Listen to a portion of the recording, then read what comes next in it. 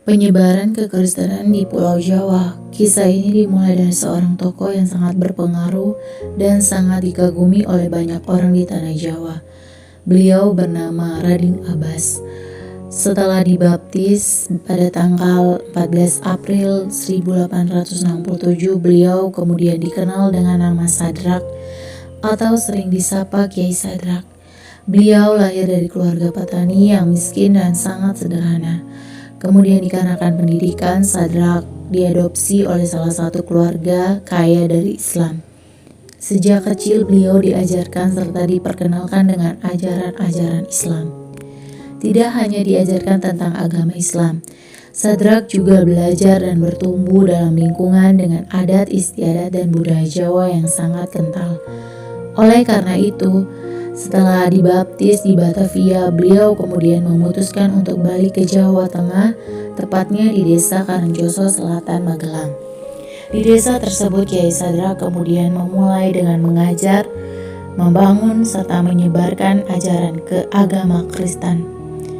Metode yang digunakan oleh Kiai Sadrak sama dengan metode yang diajarkan oleh Tunggul Wulung, yaitu berdiskusi dan berdebat. Tidak hanya itu, Kiai Sadrak juga melakukan serta mengadakan kebaktian dengan menggunakan bahasa dan budaya Jawa. Beliau juga dikenal sebagai tokoh yang mampu mengusir roh-roh jahat. Oleh karena kemampuannya tersebut, beliau dapat menarik hati dan simpati dari masyarakat Jawa pada saat itu. Menurut Kiai Sadrak, belajar agama Kristen tidak berarti meninggalkan identitas budaya ataupun adat istiadat Jawa dari mana beliau berasal. Oleh karena hal inilah, ajaran Kiai Sadrak sangat ditentang dan tidak disukai oleh bangsa Belanda. Bangsa Belanda menganggap bahwa ajaran yang disebarkan oleh Kiai Sadrak merupakan ajaran sesat serta mengganggu sistem kerja politik. Meskipun ajarannya sangat ditentang, Kiai Sadrak tidak menyerah begitu saja.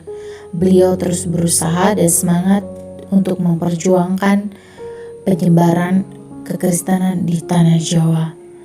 Usaha dan semangat yang dilakukan beliau tidak sia-sia, terbukti dengan berkembang pesat pengikut Kiai Sadrak di wilayah Muntilan dan Kulon Progo di tahun 1869 sampai dengan 1870. Tidak hanya itu, usaha yang dilakukan beliau juga berhasil membangun sebuah gereja yang bernama Gereja Kristen Jawa Karangjoso. Dengan bangunan yang sangat unik, beliau membangun gereja tanpa menggunakan tanda salib, serta bergaya joglo dan budaya kejawennya. Jadi, pelajaran yang dapat kita ambil dari kisah Kiai Sadrak ialah sebagai orang Kristen dan warga Indonesia yang kaya akan budaya serta tradisi yang berbeda-beda, sudah semestinya kita hidup saling menghargai dan hidup menjadi seorang Kristen yang menyadari akan identitas serta tidak melupakan latar belakang dari mana kita berasal.